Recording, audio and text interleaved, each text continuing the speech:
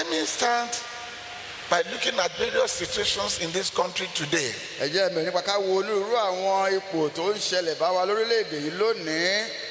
Indeed, I'm short of words of how bad things have become. n ò tiẹ̀ mọ báwo la ṣe lè sọ nípa bí nǹkan ṣe polúkúrú muṣu tó papà lórílẹ̀‐èdè yìí. One of my friends that you know very well, an Indian fellow, ìkànnú àwọn ọ̀rẹ́ mi tí mo dáadáa ọmọ India was speaking to me 2 days ago. níbi ijọ́ méjì sẹ́yìn ló ń bá mi sọ̀rọ̀. He said, my brother, ó ní arákùnrin mi I just want to talk to you. mo kàn fẹ́ bá ọ sọ̀rọ̀ ni o. I feel down and depressed. ó ìrẹ̀wẹ̀sì bá ọkàn mi And I gidigidi. said, why? mo ní èé ṣe He said, because I'm worried for the future. nítorí mò ń ní ìyọnu fún ọjọ́ iwájú.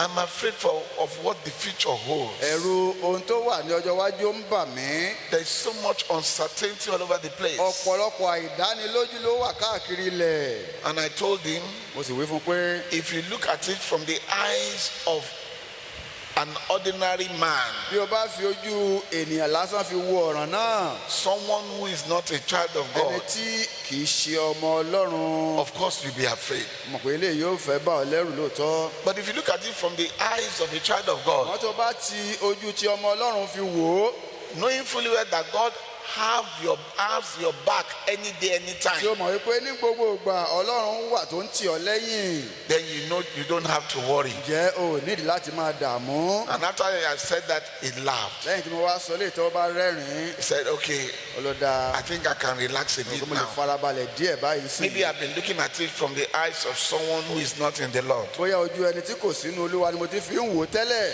But let's be realistic. ṣùgbọ́n ẹ jẹ́ ká bá wa sọ òtíṣe There is òkodoro. really reason to worry. ìdí ó wà fún wa láti máa dààmú. I was looking at our currency mo ń wo owó wa a few days ní ago. ọjọ́ mélòó kan sẹ́yìn. How terrible our naira has become. bí owó náírà wa bó ti ṣe bàjẹ́ tó In 1981, ní ọdún 1981, 1 million naira mílíọ̀nù kan náírà exchanged for $1,570,105. à ń fi padà fún pé mílíọ̀nù kan àbọ̀ ó lé dọ́là. In other words, èyí ni pé our 1 million naira mílíọ̀nù kan náírà tiwa will give you 1.5, almost 1.6 million dollars in yóò 1981. fẹ́ fún ọ ní mílíọ̀nù kan àbọ̀ ó lé dọ́là ní 1981. 81. So our naira was stronger. yẹni pé náírà wa ó gbé pẹ́ẹ́lí ńgbà náà. 10 years after, ọdún mẹ́wàá lẹ́yìn ìgbà yìí 1991, ní 1991 our 1 million naira mílíọ̀nù náírà kan tiwa now gives only $102. ó kàn fún wa ní ẹgbẹ̀rún $102,000 ó kàn fún wa ní ẹgbẹ̀rún lọ́nà ọgọ́rùn-ún ó lé méjì dọ́là péré. as against the 1.5 or 1.6 it gave us 10 years before. yàtọ̀ sí iye tó ti fún wa ní bíi ọdún mẹ́wàá sẹ́yìn jẹ́ mílíọ̀nù kan àbọ̀ ó lé. It can now give us only $102,000. ló lè fún akọni pé ẹgbẹ̀rún lọ́nà ọgọ́rùn-ún ó lé méjì péré ló lè Imagine fún the wa. depreciation. ẹ wo bó ṣe forí sánpọ́n tó. 20 years later, ogún ọdún lẹ́yìn ìgbà yìí 2001, ní ọdún 2001 our 1 million naira mílíọ̀nù náírà kan tiwa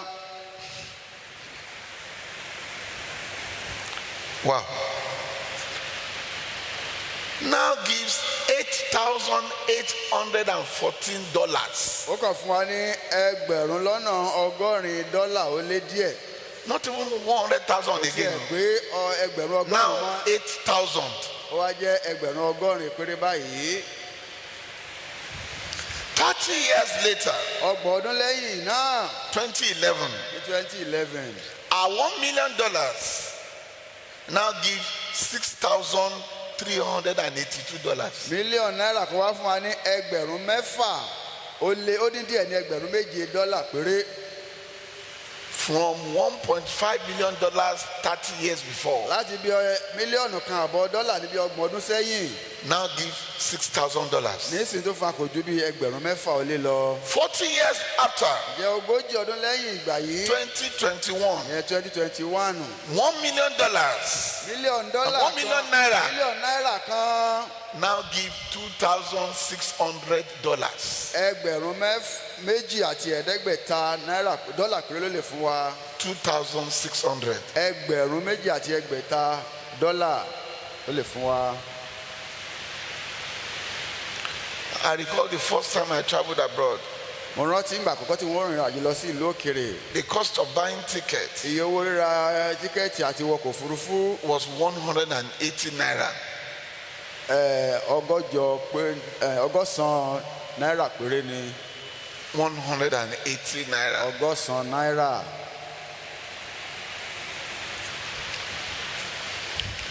A 3-bedroom LSDPC flat in Ilupeju. ilé ìjọba LSPC ilé àdágbé ní Ìlúpéjú. It was sold to the occupants at 4 million naira 19 years ago. níbi ọdún mọ́kàndínlógún a tà á fún wọn ní mílíọ̀nù 4 náírà nígbà náà. Now it's being sold for 18 million. báyìí mílíọ̀nù 18 ni à ń ta irú ilé bẹ́ẹ̀.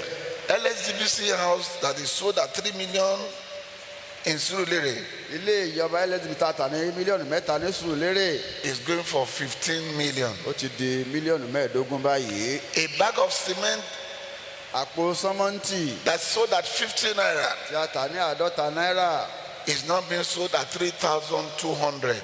ẹgbẹ̀rún 3 àti igba òun náà ni à ń tà báyìí. How much was school fees in those days? nígbà ni lọ́hùn èlò là ń san ní owó iléèwé. How much are parents paying for their children to go to school? èlò làwọn ọmọ ń san Today. fún àwọn ọmọ láti lọ sí iléèwé lóde òní. Beloved, even I didn't imagine that things can get this bad. èmi gan ò tiẹ̀ lérò pé nǹkan lè burú tó báyìí.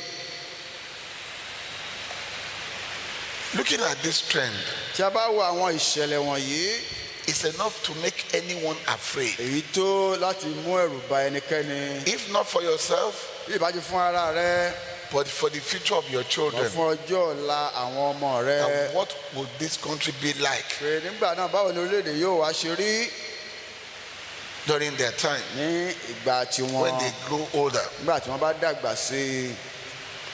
But you see one thing, beloved, ṣùgbọ́n nǹkan olùfẹ́, God can make this country great again. Ọlọ́run tó lè mú orílẹ̀-èdè kí ó tún ga sí i lẹ́ẹ̀kan sí i. How many of you believe that? ẹ̀yin mélòó lẹ gbàgbọ́ bẹ́ẹ̀? If you believe that God can make Nigeria great again, shout ìwé ọ̀pọ̀ Ọlọ́run lè hallelujah. mú Nàìjíríà ga lẹ́ẹ̀kan sí ẹ kí hallelujah. Why am I saying this? èṣù tí mò ń sọ bẹ́ẹ̀. In 2 Chronicles 7:14, nínú ìwé kíróníkà kejì orí keje ẹsẹ̀ 14. the Bible says, if my people who are called by my name bẹ́ẹ̀ ni bí àwọn ènìyàn mi tí à ń pe orúkọ mi mọ́ shall humble themselves and pray bá rí ara wọn sílẹ̀ tí wọ́n gbàdúrà and seek my face, tí wọ́n wá ojú mi turn from their wicked tí ways, wọ́n yí padà kúrò ní ọ̀nà búburú wọn. then I will hear from heaven. gbà náà ni èmi ó gbọ́ láti ọ̀run wá. I will forgive their sin èmi ó dárí ẹ̀ṣẹ̀ wọn jì. and I will heal their land. èmi ó sì wo ilẹ̀ wọn sàn. So if only we are ready to turn back to God, tó bá jẹ́ pé a ṣe tán láti yí padà sí ọ̀dọ̀ Ọlọ́run, God can make this nation great again. Ọlọ́run tó lè mú kí orílẹ̀-èdè kó tó ga lẹ́ẹ̀kan sí i. Are you following me this morning? ṣé ẹ ń bá mi bọ̀ láàárọ̀ ibí?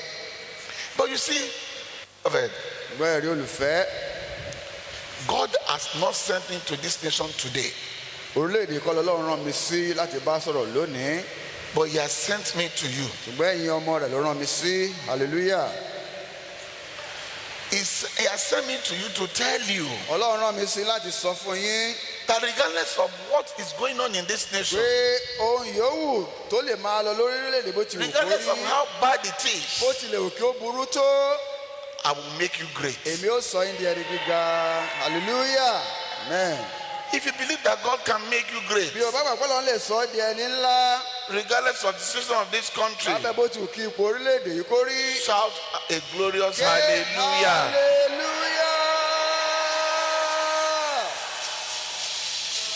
To some of you, beloved, sí ẹ̀yin kan olùfẹ́, He is saying, I will make you great again. ó lé mi ó tún sọ yín di ẹni gíga lẹ́ẹ̀kan sí i. Yes, you've been up before, ẹ ti wà nípò òkè tẹ́lẹ̀ rí. but right now you are down. wọ́n báyẹn ti wá wálẹ̀. The Lord says, I will take you up Ọlọ́run ni mo again. tún gbé yín lọ sókè lẹ́ẹ̀kan sí i. Amen. To some of you, the Lord, beloved, sí ẹ̀yin kan olùfẹ́. the Lord is saying, I will make you greater than you are now. Olúwa ni wọ́n tiẹ̀ gbé ọ̀gá ju bó o ṣe ga tó báyìí nísìnyí lọ. In other words, even the present position that you occupy, èyí ni pé ipò tó tiẹ̀ rò pé o wà báyìí nísìnyí which is pàápàá, not too bad, tí ò burú púpọ̀ ẹ̀ náà. He says, I will take you ó higher. lé mi ó gbé ọ̀gá jù bẹ́ẹ̀ lọ. I see amongst my children mo rí láàrin àwọn ọmọ mi directors, àwọn ọ̀gá àgbà iléeṣẹ́, employers of labor, àwọn agbanisí iṣẹ́, chairman, àwọn alága iléeṣẹ́, among our youths. láàrin àwọn ọ̀dọ́ wa. We will have ministers, a ní àwọn mínísítà ń bẹ̀, we will have a commissioners, ní àwọn kọmíṣánná láàrin wọn, we will have governors, a ní àwọn gómìnà láàrin wọn, we will have people, members of House of a sì ní Representatives. àwọn ọmọ ilé ìgbìmọ̀ aṣòfin pàápàá We will have láàrin wọn. those who will rule this nation in future. a láwọn tí yóò darí orílẹ̀-èdè ní ọjọ́ iwájú láàrin wọn. If you believe so, shout a glorious hallelujah. Hallelujah. There's someone here this morning. ẹnìkan wà níbí láàárọ̀ yìí. The Lord says, I should tell you, Olúwa ní kí n wí fún ọ. it's not over for you kò yet. sí ìtàn fún ọ náà o. Amen. Now, if you believe you are among those that God is sending me to this morning, bí o bá gbàgbọ́ pé o wà lára àwọn tí Ọlọ́run rán mi sí lóòrọ̀ yìí. I want you to shout a glorious mo fẹ́ kí hallelujah. o ké hallelujah.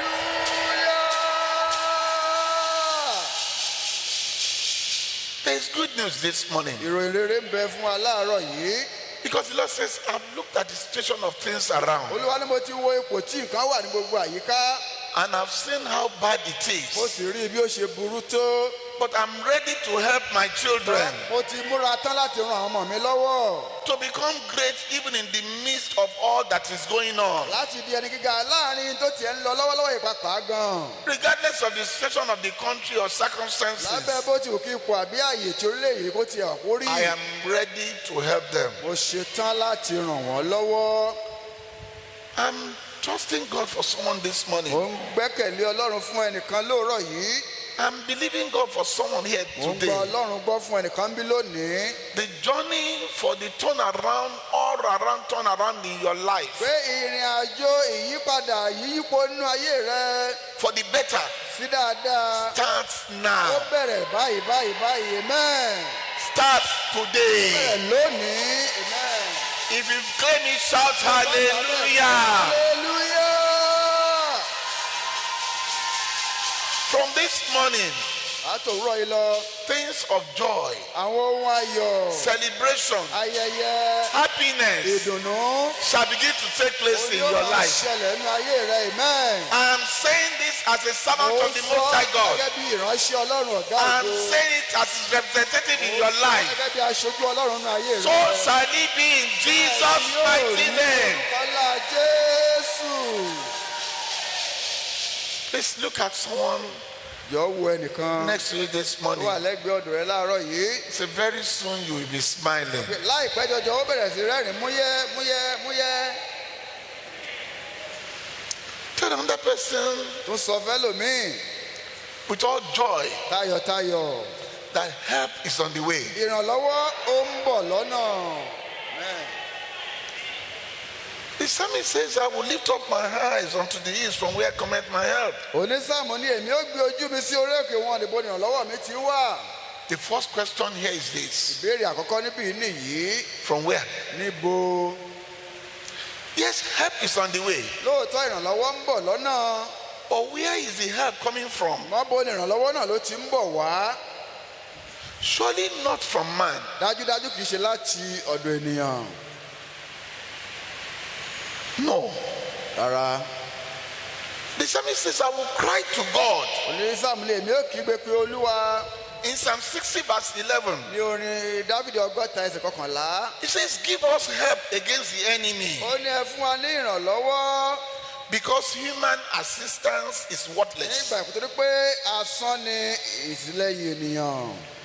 In the name that's above every other name, ní orúkọ tó tayọ gbogbo orúkọ. the Lord will rise to your help this morning. Olúwa yóò dìde láti ràn ọ́ lọ́wọ́ lónìí.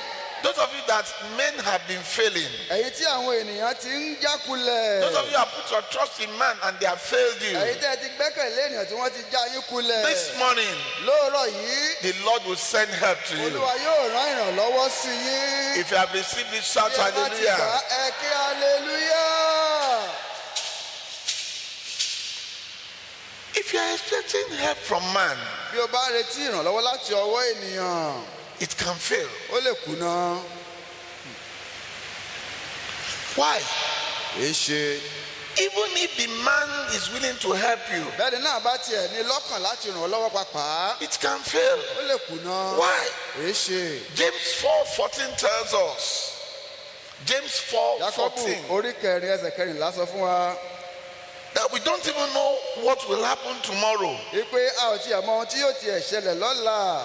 And it goes on to say Ó wá tẹ̀síwájú láti máa sọ wípé that the life of a man is like a vapor. pé ìgbé ayé ènìyàn bíi ìkùukù lórí. It's here today Ó wà lónìí and gone tomorrow. tí yóò sì ní sí mọ́ lọ́la. I want to encourage some of you here this Mo morning fẹ́ gba èyí kan ní ìyànjú lóòrọ̀ yìí who have been disappointed. tí ìjákulẹ̀ ti bá By some other members in this ministry pé àwọn ọmọ ìjọ kan ń bì wọ́n ti já yín kulẹ̀. who you believe should have been able to help you. Àwọn tẹ́ gbàgbọ́ pé ó yẹ kí wọ́n lè ràn yín lọ́wọ́. But somewhere along the line, they fail. Mọ̀ bákanbàkan wọ́n kùnà. Let me give you a word of Ẹ advice. jẹ́ n fún yín ní ọ̀ràn ìmọ̀ràn. Face God. Ẹ dojúkọ Ọlọ́run. Tell your neighbor, face God. Sọ fẹ́ni tó wà lẹ́bẹ̀ẹ́ pé dojúkọ Ọlọ́run. Òun lọ́ba tí ń fúnni tí kì í sì He règún. is the only one that will give and will never blackmail you. He gives and never blackmail. Òun nìkan la fúnni má sì règún. He's the one that you can be rest assured that he's not going anywhere. Òun nìkan ló lè jẹ́ ó dá lójú pé kò síbikíbi tó lọ. He's not going to die. Kò ní kú. No man can change his mind Ẹnikẹ́ni ò lè yí ọkàn Ọlọ́run padà. if he decides to bless Ó you. bá pinnu pé òun fẹ́ bùkún fún ọ. Amen. But the one you are crying to as man, Ṣùgbọ́n èèyàn tó ń ké lọ báyìí. anyone can change their mind. Ẹnikẹ́ni lè yí ọkàn wọn padà nígbàkúgbà. I've always said to people, Máa ń sábà sọ fáwọn ènìyàn. it is a mistake to look up to man. Àṣìṣe ló jẹ́ fún ọ láti máa wojú ènìyàn kan. See, don't come to this ministry Má wá sí ilé iṣẹ́ ìránṣẹ́ yìí olùfẹ́. because certain person is in this Bóyá torí ministry. pé irú ẹnìkan pàtó báyìí ó wà nílé iṣẹ́ ìránṣẹ́ But bí. come to this ministry Wọ́n wá sí ibí yìí. because Jesus is here. Pé Jésù ń bẹ níhìn-ín. Amen. He's your sure helper Ó ní ìrànlọ́wọ́ rẹ tó dájú. and he's a sure banker. Ó sì jẹ́ báńkà tí ò lè já. Stand up on your feet. Dédé lórí ẹsẹ̀ rẹ. Cry to him this morning. Képe láàárọ̀ yìí. Say, Lord Jesus, Jésù Olúwa. you have been my help in ages past. Ẹ̀yin lẹ ti ń ṣe ìrànlọ́wọ́ mi ní àwọn ọdún tó ti kọjá. Send help to me today. In the mighty name of Jesus, open your mouth and talk to God. Jésù lanu ẹ kó bá Ọlọ́run sọ̀rọ̀. Pray it from the bottom of your heart. Gbàdúrà láti àpòlúkọ ọkàn rẹ jáde Pray it wá. from the bottom of your heart. Gbàdúrà láti àpòlúkọ ọkàn rẹ wá. Ask him to send help. Ó rán ìrànlọ́wọ́ sí ọ. Tell him to send help to Ó rán you. ìrànlọ́wọ́ sí ọ. Whatever the problem may be, Ohun yòówù tó lè jẹ́ ìṣòro rẹ. he can help Ó lè you. ràn ọ́ lọ́wọ́. Whoever you are going to use, Ẹnì rànwọ́ tí ó bá lò. send him to me. Olúwa ẹ rán Send that to me. Ẹran náà sí mi.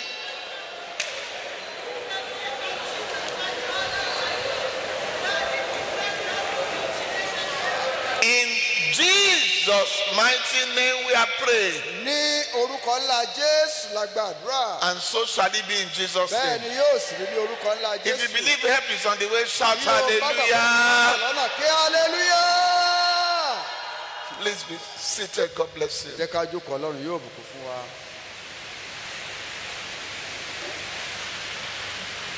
Thank you. Ẹ ṣeun. It's a mistake to expect help from money. It's a mistake Àṣìṣe ló jẹ́ to expect help from money. kó máa bèrè fún ìrànlọ́wọ́ nípa owó. Once I have money, Tí bá ti lówó, I don't have any kò ní problem ìṣòro kankan mọ́. because money will help me solve my Owó yóò problem. ràn mí lọ́wọ́ láti yanjú ìṣòro mi. It's a lie. Irọ́ leléyìí.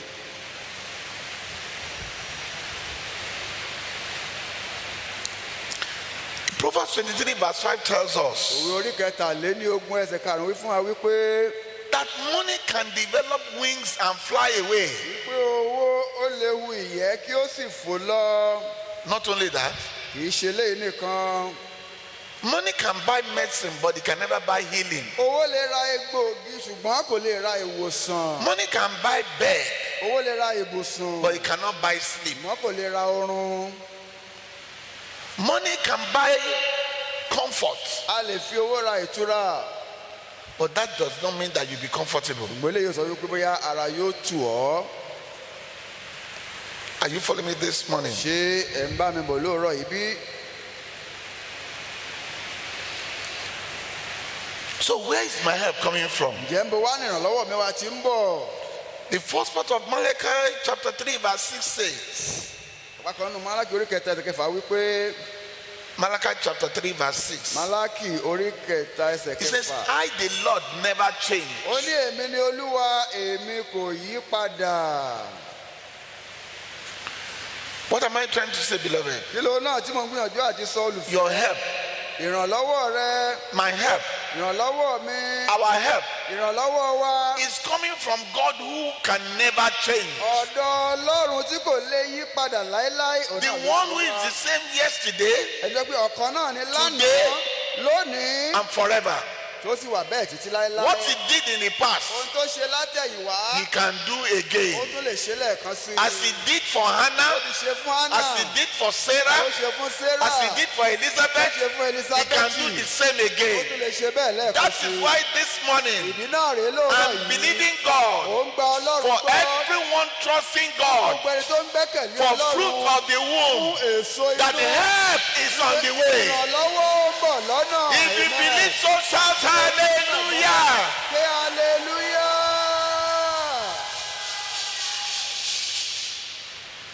Let me tell you a story. Ẹ jẹ́ ń sọ ìtàn kan fún wa. I want to tell you, please don't ever be tired of receiving prophecy Olúwa fẹ́ sọ fún ẹ má jẹ́ kí àti máa tẹ́wọ́ gba or be ìsọtẹ́lẹ̀ tired tó of sún yín saying amen. àbí kí ó sún yín láti máa ṣe àmì. Don't allow what anybody think or say affect you, Ẹ má jẹ́ kó gbogbo tẹ́nikẹ́ni wí kó lè ràn yín àbí kó because sọ. you never know the one that you will receive and that God, the prophecy that will come out that God will stamp, Torí ẹ mọ àsọtẹ́lẹ̀ wọlé Ọlọ́run yóò fi èdìdì dé tí yóò sì jẹ́ mọ́ yín lára and that will be it. tí yóò sì wá jẹ́ fún yín. Are you following me this morning? There was a young girl Ó ní ọ̀dọ́mọbìnrin kan who happens to be the daughter of a farmer. tó jẹ́ ọmọbìnrin àgbẹ̀ kan. The father had made a decision Bàbá rẹ̀ ti ṣe ìpinnu that from now on, láti ìsìn lọ when the cattle gives birth to the young ones, nígbà tí àwọn màálù rẹ̀ bá bí ọmọ, they will discard them. wọ́n ó tà wọ́n. But this young girl now went to the father, Ṣùgbọ́n ọ̀dọ́mọbìnrin wa tọ̀ bàbá rẹ̀ lọ. said, please, Ó ní ẹ jọ̀wọ́, I want a young calf to keep. mo fẹ́ àwọn sìn màálù kan láti máa tọ́jú ẹ̀. The father said, but I've made a decision. Báyìí ni ṣùgbọ́n mo ti ṣe ìpinnu. He said, but daddy, Ó ní bàbá, you are the one that made the decision. ìbẹ́yìn lẹ ṣèpinnu yìí. You can also change it and nobody will question Ẹ lè you. yí padà, kò sẹ́ni tí ó sì bí yín léèrè. Father said, okay, Bàbá ní kò burú. if any of the female cattle gives birth, Bí èkéyìí àwọn màálù, abo màálù yìí bá bímọ, if it's completely white, tó bá jẹ́ funfun báláwo ni no. wọn ò ní fún ọ. If it's completely black, tó bá jẹ́ no. dúdú báláwo ni wọn ò ní fún ọ. But if there is anyone that has some speckle of black mọ̀tàbárẹ̀ tó bá ní àmì dúdú díẹ̀díẹ̀ lára wọn and white, àbí funfun tó ń dàpọ̀ mọ́ra wọn then we'll give it to you. wọn ò fi fún ọ. So the child kept on praying every ọmọ náà day. bá bẹ̀rẹ̀ sí gbàdúrà lójoojúmọ́. God, Ọlọ́run when any of the cattle give birth, gbàkúgbà tí èkéyìí àwọn abo màálù yóò bá bímọ let it give birth to. He started telling God the specs. ó ń sọ irú bó ṣe fẹ́ kí ẹran tó bí irú ètò fẹ́ kó bí. The next cattle that gave birth abo màálù tí ó bímọ lẹ́yìn ìgbà náà gave birth to exactly the spec that this girl has been praying ó for. bí irú ẹ̀yà tí ọmọ yìí ti ń gbàdúrà pé òun fẹ́. I can't remember the story very well, No, not at but all. it's so done that you will know that this cattle actually God actually designed it for this girl. mọ ó ṣe lé pé ẹ bá rí màálù pé Ọlọ́run mọ̀ ṣe ẹran àmọ́ àwọn sì kórè bọ́mọ yìí ti fẹ́ ni. Where am I going this morning? mo mú lọ láàárọ̀ yìí. I'm prophesying to the life of mo someone ń this sọ morning tẹ́lẹ̀ sínú ayé ẹnìkan. that even if it has been destined káàtì ẹ̀ láti yàn án kalẹ̀. that certain things is not for you in pé àwọn life, nǹkan kò jẹ́ ìtìẹ kò lè jẹ́ tiẹ̀ láyé rẹ. the one who writes ẹni destinies tó ń kọ àyànmọ́ ẹ̀dá is the same one that can rewrite òun náà ó it lè tún àyànmọ́ yìí kọ. in the name that's above every other ní name. orúkọ tó ju orúkọ yòókù lọ. Whatever has been written that is not for you, ohun yòówù tá a tiẹ̀ ti lè kọ tí kì í ṣe fún but ìwọ. your heart desire this mọ tí morning, ó jẹ́ ìfẹ́ ọkàn rẹ láàárọ̀ the yìí. Lord will grant unto you in Olúwa yóò Jesus' fi mighty fún ọ ní name. orúkọ ńlá Jésù. If it has been destined that you will not be married, bí a bá ti yàn án wípé ò ní the Lord will give you your own husband in Jesus' name. ọkọ tiẹ̀ lórúkọ If it has Jésù. been destined that you will not have bí a children, bá ti yàn án wípé ò ní the bímọ. Almighty will change it around and give you children in Jesus' mighty yóò name. ní àwọn ọmọ lórúkọ If you have Jésù. received it, shout hallelujah. Ké hallelujah. Help is on the way for the sick. Fún àwọn tó ń ṣe àìsàn ìrànlọ́wọ́ ń bọ̀ lọ́nà. We are told in Exodus 15 verse 26 Ní Ẹ́xódù orí kẹẹ̀ẹ́dógún ẹsẹ̀ ìkẹrìndínlọ́gbọ̀n a sọ fún wa ń bẹ̀. that the Lord Almighty that heals can, as we continue to obey him, Pé bí a bá ń gbọ́ràn sí Ọlọ́run, òun náà ni Ọlọ́run tí í múni lára dá. because our God is a great physician. Pé oníwòsàn àgbà ni Ọlọ́run wa. The leper taught in Matthew 8 verse 1 to 3 Nùmátì orí kẹjọ ẹsẹ̀ kìíní sí kẹta sọ fún wa ń bẹ̀. that because he had an incurable disease, Torí pé ó ní àrùn tí kò lóògùn gbóògùn. he would die like that. Yóò burúkú bẹ́ẹ̀. But help came across his way. Ṣùgbọ́n ìrànlọ́wọ́ dé. And in a single day, Ní ọjọ́ kan ẹ̀wẹ̀. the incurable became cured. Etí àṣà tí kò gbóògùn ó di tá a mú kúrò. Beloved, one thing I want you to know this morning Lóòrọ̀ olùfẹ́ tí mo fẹ́ kó o mọ̀. is that when help is going to come to the sick, Nígbà tí ìrànlọ́wọ́ yóò bá tọ̀ àwọn aláìsàn wá. it will suddenly come unexpectedly Láì sometimes. lérò nígbà míì ni máa ń wá. Because even as I speak this morning, Bí mo ṣe ń sọ̀rọ̀ lọ́wọ́lọ́wọ́ ìbá ìpapà láàárọ̀ the yìí. great physician Oníṣègùn ńlá ni. is distributing healing to all those who need it here Ó this morning. pín ìwòsàn ká fún àwọn tó nílò rẹ̀ báyìí báyìí. If you believe that he will get to you, Bí shout o bá hallelujah. gbàgbọ́ pé yóò kàn ọ́ ké hallelujah. Blind Bartimaeus Bátímíù afọ́jú. in Mark chapter 10 verse 46 to 52 Ní Máàkù orí kẹwàá ẹsẹ̀ kẹrìndínláàádọ́ta sí woke up that kejìdínláàádọ́ta. morning Láàárọ̀ ọjọ́ náà ó dìde ńlẹ̀. and didn't know what to do. Kò sì mọ kí lòun ó ṣe. He didn't know what will happen before the Kò day mọ kí ni ó will be ṣẹlẹ̀ over. kí ọjọ́ náà tó parí. But beloved, Ṣùgbọ́n olùfẹ́ before the end of that kí day, ọjọ́ náà tó kan rí. the darkness in his life was over. Òkùnkùn ayé rẹ̀ ó ré kọjá lọ. He woke up usually begging for alms. Ó jí láti máa lọ gbàdúrà bí ti máa sábà ṣe. Then all of a sudden he heard that Jesus was passing by. Lọ́gán ló gbọ́ pé Jésù ń kọjá lọ. The great healer was passing by. Olùwòsàn àgbà ní ń kọjá lọ. He knew that help had finally came. Ó mọ̀ pé ìrànlọ́wọ́ ti dé wàyí. I want you to know this morning, Lóòrọ̀ ìmọ̀ wá fẹ́ kí wọ́n náà mọ̀. help has finally come. Ìrànlọ́wọ́ ti dé wàyí. I'm believing God for someone here Ó this ń morning. gba Ọlọ́run gbọ́ fún ẹnìkan bí lóòrọ̀ yìí. Before today is Bí over, ọjọ́ òní ó tó kan rí. The help you have been expecting, ìrànlọ́wọ́ tó o ti ń retí. the Lord will initiate the process. Olúwa yóò gbé ìgbésẹ̀ rẹ̀ dìde. In the mighty name of Ní Jesus. orúkọ ńlá If you Jésù. believe so, shout hallelujah. Ké hallelujah.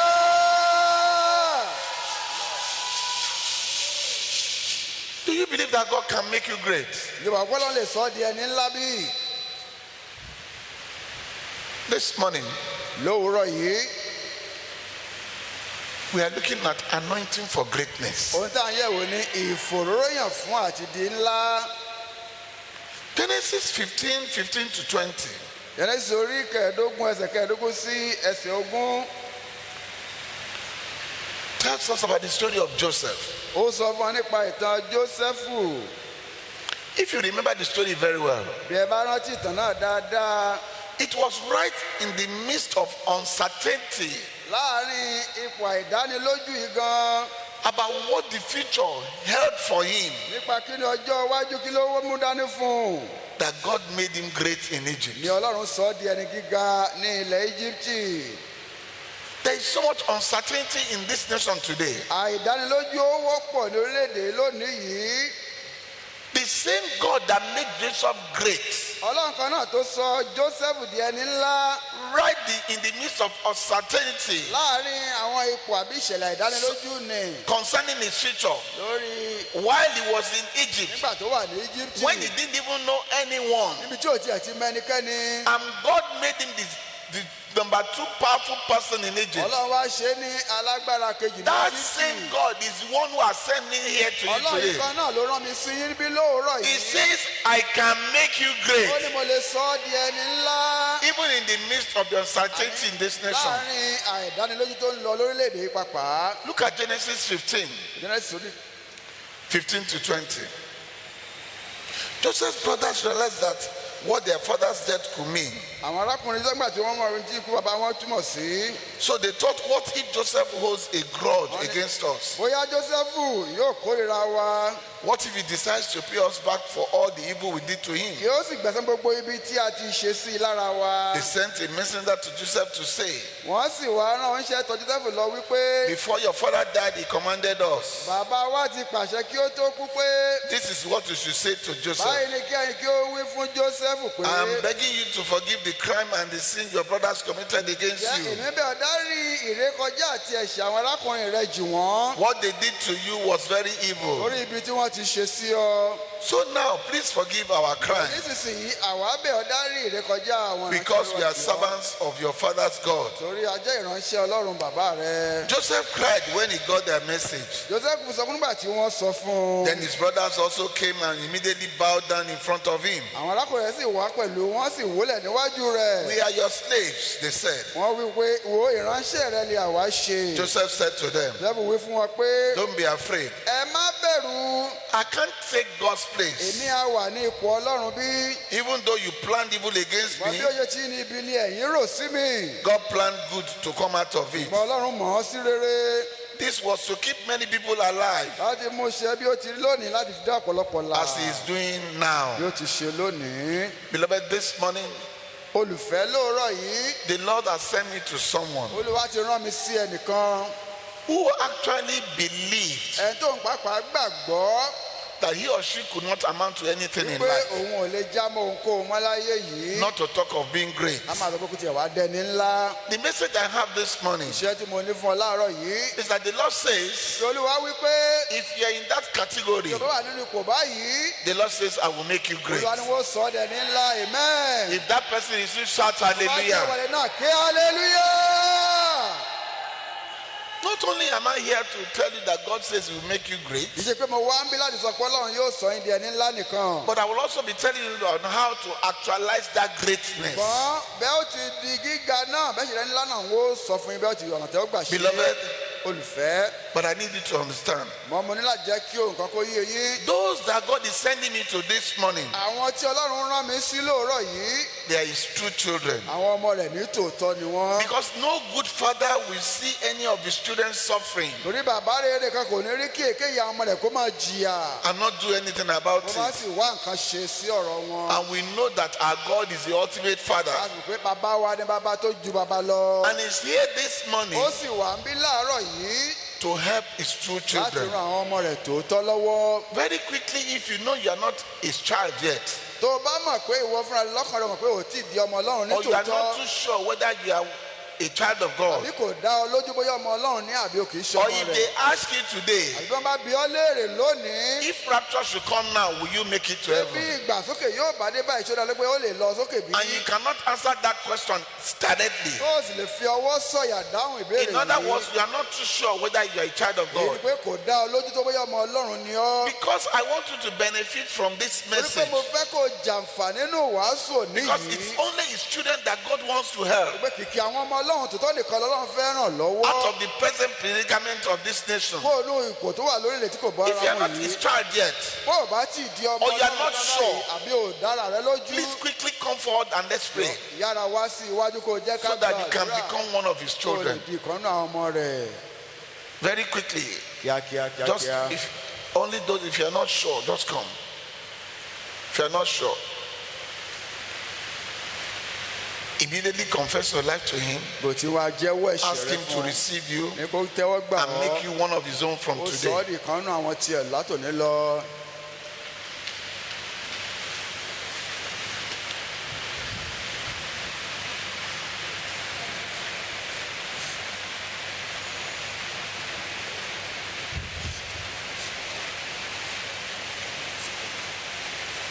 The rest of us, let's intercede for them. àyùkú yẹ ká máa gbàdúrà ká Let's máa pray bẹ̀rẹ̀ that fún wọn. God will accept them as one of his own from ó today. tẹ́wọ́ gbà gẹ́gẹ́ bí kan náà àwọn tiẹ̀ Stretch out lónìí. your hands towards them and ẹ̀wọ̀ pray for yín sí them. wọn kí ẹ gbàdúrà fún wọn.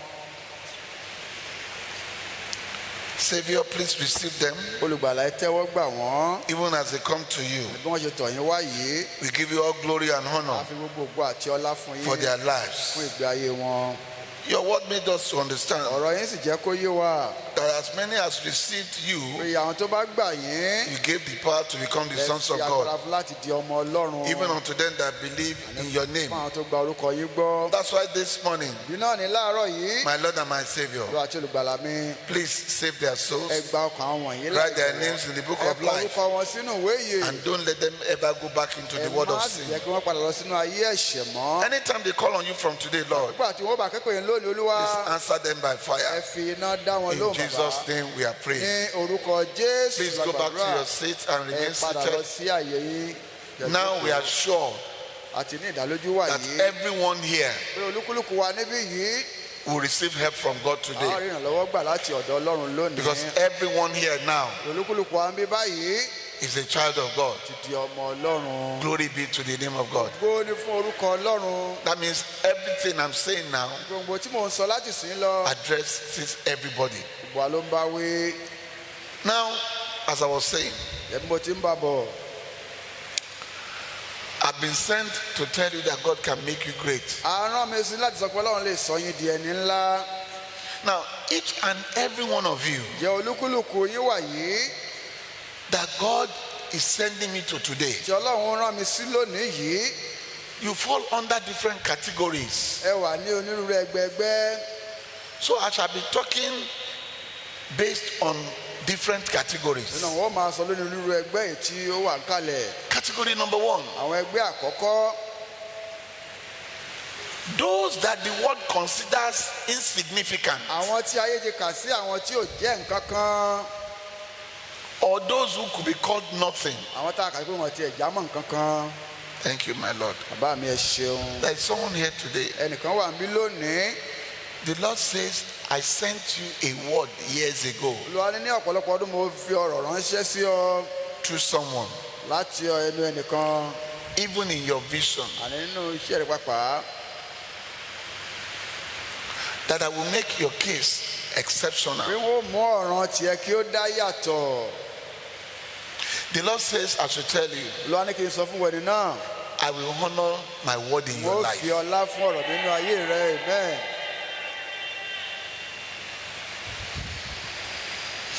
I will make you significant. mo ṣì ọ ní kókó. in your family, ní àárín ẹbí rẹ, I will make your case outstanding. ọ̀rọ̀ rẹ wọ́n ṣe kó dá yọ sọ́tọ̀. Through you, Nípasẹ̀ tiẹ̀, through you, nípasẹ̀ rẹ, many, ọ̀pọ̀ ènìyàn, not just in your family, ìṣẹ́nu ẹbí rẹ nìkan, but who will hear your story, báwọn tí yóò gbọ́ nípa ìtàn rẹ, will surrender their life to ó Jesus. fi ayé wọn fún Jésù. Amen. Thank you, Lord. Olúwa ẹ ṣeun. So, those who the world considers as nothing, Àwọn tí ayé ti kà sí àwọn tí ò jẹ́ nǹkan kan, insignificant. àwọn tí ò já mọ́ nǹkan kan. Now, we see an example in 1 Kings 17 verse 1. Nínú ìwé àwọn bàkí lórí 17 ẹsẹ̀ kìíní a rí àpẹẹrẹ kan níbẹ̀. In 1 Kings 17 verse 1, we are introduced to a man called Elijah. A fi ọkùnrin kan hàn wá níbẹ̀ tí a pe orúkọ rẹ̀ ní Èlíjà. The Bible tells us, Ìbéèlì wí fún wa, by his name he was insignificant. nípa orúkọ rẹ̀ rí pé kò jẹ́ nǹkan kan. They call him Elijah the Tishbite, Wọ́n pè ní Èlíjà ará Tishbi, who was of the inhabitants of Gilead. láti inú àwọn olùgbé Gileadi. There was no mention of his father's name. A dárúkọ bàbá rẹ̀. That tells you how significant he is. Eléyìí sọ fún wa bí ó ṣe wà lé ẹlẹ́yìn tí ó jẹ́ He nǹkan was, sí and the family, àti ẹbí rẹ̀. that they don't even know who the father Tí was. ẹ̀ mọ̀ ta ni bàbá rẹ̀ ṣe. I know some people in this nation, Mo máa kan lórílẹ̀‐èdè yìí, even when they are married, wọ́n bá sì gbéyàwó pàpà, they still add their father's name wọ́n ti fi orúkọ bàbá wọn kún so orúkọ that people wọn. can have some level of respect for them. Báwọn lè máa bu ọ̀wọ̀ kan pé àwọn ọmọ To show lágbájá ni. how important or significant they are in the Wọ́n lè society sọ bí wọ́n ti jẹ́ kókó tó ní based àwùjọ on their father's influence. torí ipa tí bàbá wọn Are kó you following me láwùjọ. this morning? But Elijah, they didn't mention the father's name, Wọ́n ò dárúkọ bàbá telling Èlíjà. you that he came from a background that was so Ìyẹn ni insignificant. pé ibi tó ti jáde wá ibi tí ò tiẹ̀ jẹ́ nǹkan kan ni. Among the Jews in those days, Láàárín àwọn Júù nígbà ní lọ́hùn-ún, if your father's name is omitted, bí a bá yọ orúkọ bàbá rẹ kúrò, it's a way of saying you are nothing. ọ̀nà àti fún pé bóyá ò jẹ́ nǹkan kan lélẹ́yìí jẹ́. If you realize in some families when you go there to marry, Ẹ bá wo ní ẹbí kan tí a bá lọ fẹ́ wọn lọ́mọ ń they bẹ̀. will say, who are you? Ta ni ọ́? What's your name? Kí lórúkọ rẹ? What's your father's Lórúkọ name? bàbá rẹ? And say, does that name ring a bell at all? Ìyá tiẹ̀ mọ orúkọ yìí rárá bí. And if they say, well, I've not heard of it Mi before, ò gbórúkọ yìí rí o. it simply means that they are telling that your family is Nítorí wọ́n sọ insignificant. pé ẹbí yóò jẹ́ nǹkan kan. However, Àmọ́ ṣá, there's something about the Almighty. ó ní nǹkan nípa Olódùmarè. When he takes nothing, Nígbà tó bá mú ohun tí ò jẹ́ nǹkan kan, he changes it to something. yóò sọ ọ́ di ohun kan gbòógì. He can pick somebody like Elijah, Ó wá lè mú èèyàn bí Èlíjà. who was considered nothing, Ẹni tẹ́ ká pé kò tiẹ̀ jẹ́ nǹkan kan. and turn him to somebody, Ó sì wá sọ ọ́ dé èèyàn gidi. someone who can call down fire from heaven, Tó lè pe iná kó sọ̀kalẹ̀ láti ọ̀run. which was what he did in the life of Elijah. Léyìí tó ṣe nínú ayé Èlíjà. Someone that the world considered nothing, Ẹni táyé ti kà sí pé kò jẹ́ nǹkan kan tẹ́lẹ̀. insignificant, Tí ò já mọ́ nǹkan kan. but by the time the Lord finished with him, Wọ́n gbà tí Ọlọ́run fi parí iṣẹ́ nínú ayé rẹ̀ he tán. became so great Ó wá di ẹ tó ga débi pé that even king fears him. àwọn ọba pàpà wọ́n ń bẹ̀rù People rẹ̀. fear Àwọn him. èèyàn ń bẹ̀rù rẹ̀. He had so much power Ó ní agbára tó bẹ́ẹ̀ that he gẹ́. was able to call down fire from Ó heaven. lè pe iná bọ́ sílẹ̀ láti ọ̀run. He declared that there will be no Ó rain, kéde pé òjò kò ní rọ̀. and there was no Òjò rain. kò sì rọ̀ bẹ́ẹ̀ náà. There was nobody who had ever been able to do so Ṣé tó ti lè ṣe lè ṣáájú bá ever tiẹ̀? before him. Ṣáájú ti Èlíjà yìí. Yet he was considered Síbẹ̀ insignificant ẹni yìí la kà sí pé kò jẹ́ nǹkan kan tẹ́lẹ̀. at one point in time. Àkókò kan pàtó. Where am I going this morning? Bó ni mò ń bọ̀ láàárọ̀ yìí? If there is anyone here today Bí a bá rẹ́nikẹ́ni ń bí lónìí, who has been regarded as nothing, tí a ti kà sí ẹni tí ò jẹ́ nǹkan kan. either within your family Bóyá láàrin ẹbí rẹ ni o. or among your friends Láàrin àwọn ọ̀rẹ́ rẹ. or in your place of Àbí work níbi iṣẹ́ rẹ. or in the environment where you Àbí ní live, àdúgbò ibi tó ń gbé. today Lónìí, the Almighty God Ọlọ́run Olódùmarè. will intervene on your behalf Yóò dá sí ọ̀rọ̀ ayé rẹ. and make you great in Jesus' mighty name. Ẹni ńlá ní orúkọ ńlá Jésù. If you believe so, shout hallelujah. Hallelujah. Thank you. Ẹ ṣeun. Can he do it? Yóò wá lè ṣe bí? Yes. Has he done it before? Yes sir. Glory be to the name of God. Glory forúkọ Ọlọ́run. You know, some of you, Ẹ̀yin kan if you think back memory ẹ lane, bá ronú padà sẹ́yìn díẹ̀. there was a time you look at some people Ó ní ìgbà kan tí ẹ wo àwọn ènìyàn kan. and you see them as far better than you. Tẹ́ ẹ rí wọn pé àwọn eléyìí mọ̀ sàn jù mí lọ gan. I can't move that. These are the high class people. Àwọn èèyàn ńlá These lè are, lè súnmọ́ wọn. these are senior people. Àwọn èèyàn ńlá lè Even in the house of God. nínú ilé Ọlọ́run pàápàá. Are you following me? Because you never imagine Torí pé ẹ̀ tí ẹ̀ ní lérò rárá. that one day God will place you in this level. Torí pé ọjọ́ kan Ọlọ́run yóò gbé yín dé ìpele tí ẹ wà yìí. Are you following me? Ṣé ẹ ń bá mi bọ̀? But today, Ṣùgbọ́n lónìí, there is no place they will enter that you cannot enter. kò sí ibi tí wọ́n wọ̀ tí wò ní lè wọ̀. The God who has transformed your life Ọlọ́run ti pa ìgbé ayé rẹ dà. from the way you were then Láti bó o ti ṣe wà nígbà náà lọ́hùn-ún. to the way you are now Sí bó o ṣe rí nísìnyí báyìí. says I can even do better. Ó ní mo tiẹ̀ lè ṣe dáa jù bẹ́ẹ̀ lọ pàápàá. Amen. If you receive that, shout hallelujah. Eléyìí kí hallelujah. I used to say in those days Máa ń sábà sọ nígbà ní lọ́hùn-ún. that the God who made this person Bọ́lọ́run tó dá ẹni yìí, can do your own too. ó lè ṣe tiẹ̀ náà. And nobody else, God has proven the word right. Ọlọ́run sì mú kí ọ̀rọ̀ rẹ̀ kó ṣe láti ìgbà dé ìgbà. Now he's saying again, Ó tún wá ń tẹnu mọ́ nísìnyí. I'm about to start again. Pé mo tún fẹ́ bẹ̀rẹ̀ lẹ́ẹ̀kan sí i. Category number 2 Àwọn ẹgbẹ́ kejì. are those that the world refers to as next to nothing. Òun làwọn tọ́lọ̀ tí àwọn ayé pé àwọn eléyìí wọ́n fẹ́ dàbí wọn tiẹ̀ fẹ́ jẹ́ nǹkan pàápàá. Next to nothing. Wọ́n fẹ́ má jẹ́ nǹkan kan. Unlike the first category Yàtọ̀ sí àwọn tàkọ́kọ́ wọn ni. that are absolutely nothing. Tí wọ́n tiẹ̀ ní wọn jẹ́ ohunkóhun rárá. These ones are not too far from nothing. Àwọn yìí wọn jìnnà púpọ̀ sí àìjẹ́ nǹkan kan náà. So the world looks at them and calls them next to nothing. Ayé wọn ni mélòó làwọn eléyìí wọn tiẹ̀ tó nǹkan kan náà pàápàá.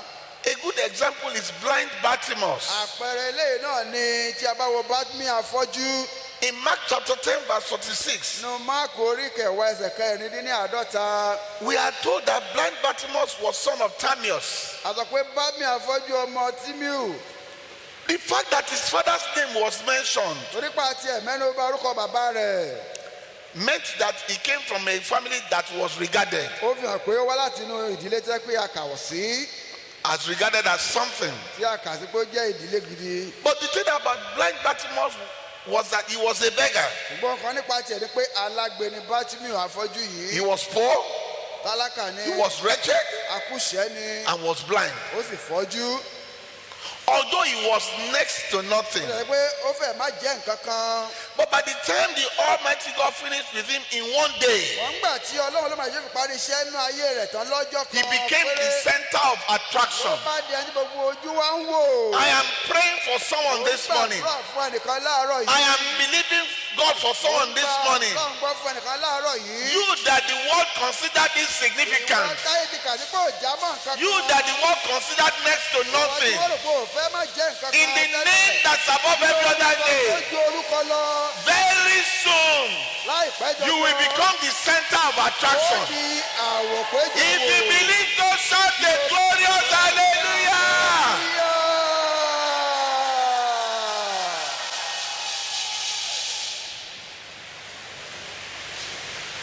When something that is next to nothing Nígbà tí o tí ò tí ì jẹ́ nǹkan kan. enters into the hands of the Bá Almighty, bọ́ sí ọwọ́ Olódùmarè. God makes something great out of Ọlọ́run it. yóò mọ ohun ńlá kó tinú rẹ̀ jáde wá. If you're here this morning Bí o bá wà níbí lóòrọ̀ yìí, and you find yourself in the category of next to tí o nothing, bára ẹni ipò àwọn tí wọn ò tí ì jẹ́ nǹkan kan ni, please get ready. múra sílẹ̀. By faith, nípa ìgbàgbọ́ Start getting ready. máa múra rẹ sílẹ̀. Because the Almighty God that you serve, Olódùmarè tó ń sìn. the Almighty God that I serve, Olódùmarè tí mò ń sìn. the Almighty God that we serve in this ministry is getting ready to transform your life for the better. If you believe so, shout hallelujah. Please, if you look carefully around us this morning, you will notice that God has started doing it in the lives of some people already. Are you following me this morning? If you pay attention, He has started already. And the one who did it in their life will do it in your life also. If you receive it, shout hallelujah. Many of us, beloved, came from the family of next to nothing. Some people from the family, they can say nothing. But if you look at us today, when we gave our life to Jesus, transformation took place. From next to nothing, we became center of attraction. In the name that's above every other name, the Lord who has walked this far, who has done it to this extent, will do better and greater in Jesus' name. If you believe so, shout hallelujah. See, listen carefully, beloved. The only reason why you can doubt what I'm saying as to whether it is possible or not is if God has not done it before. But even in our midst today, I am a living example. The Lord did it in my life. He will do it in your life. He will do it in your life. He will do it in our life. If you believe, so shout hallelujah.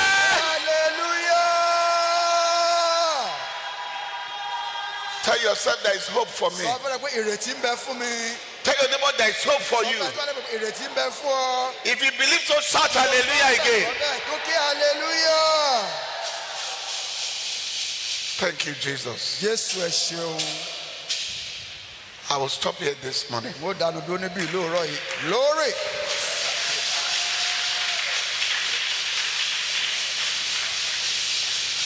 I wish I don't have to stop. Or should I take one more step? Should I go one more step? Hallelujah. Thank you. Thank you for the patience. Category 3. Those that are referred to as little. That little person. That little child. In 1 Samuel chapter 9 verse 21.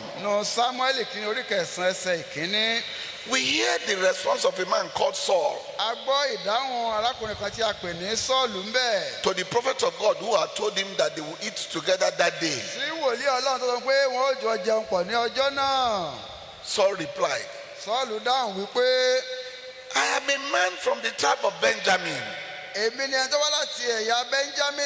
the smallest tribe of Israel. My family is the most insignificant of all the families of the tribe of Benjamin. So why are you saying such things to me? I'm from the smallest tribe of Israel. And my family is the most insignificant of all the families. This was Saul's thought of himself, his background, and his family. So based on that thought of himself and his background and family, he never imagined that anything great can come out of that family. Wow.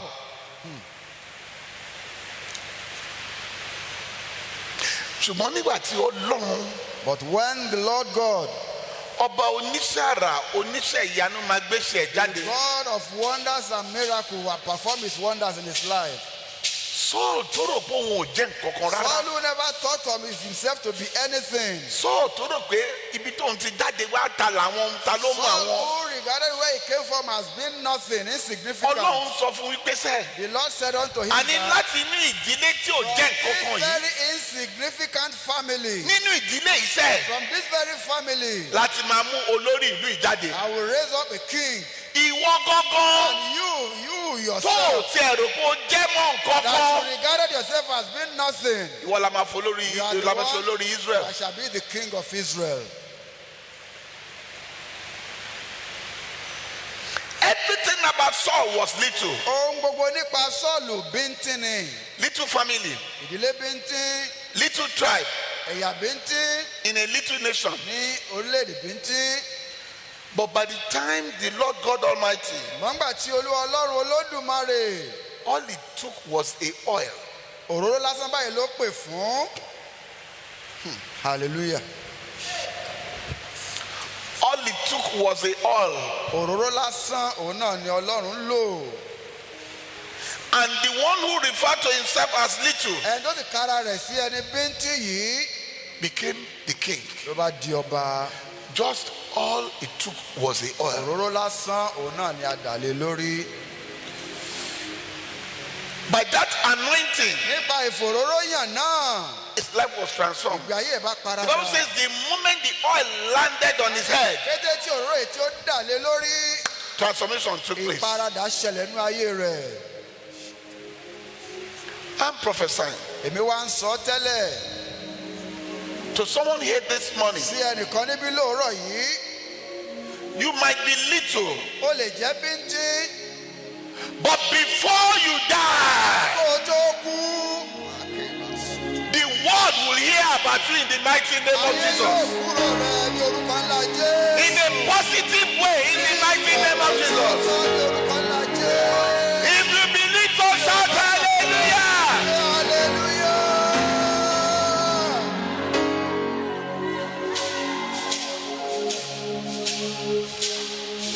The Bible says all it took was a oil. Òróró lásán báyìí náà ló pè fún. We can't live here this morning without that oil. A lè lọ kó omi láìsí òróró yìí níbi It's called oil of transformation. A pè ní òróró ìparadà. It's called oil of positive change. Òróró ìyípadà tó tọ́ la pè é. It's called oil of positive turnaround. Òróró ìparadà tí ó tọ́. Are you following me this morning? Bá mi bọ̀ láàárọ̀ yìí. When this oil lands on your head, Bá dà lé orí rẹ. the impossible shall become possible. Kò ṣeé ṣe yóò di ṣíṣe. Things you never imagine can happen. Ohun tó lérò pé ó tiẹ̀ lè ṣẹlẹ̀. God will begin to do it in your life. Ọlọ́run yóò bẹ̀rẹ̀ sí gbé ṣe. By the time you leave here this morning, Bàbá mi fi bí ìsílẹ̀ láàárọ̀ yìí. you'll be living here a different Ó person. kò ní bí ènìyàn ọ̀tọ̀. How many of you want that oil this morning? Ló fi ọ̀rọ̀ orí. This is not part of the plan, but this is what God is telling me. How many of you want that oil this morning? Can I have a bottle of anointing oil from someone this morning? Can I have a bottle of anointing oil from someone this morning? As we are about to receive that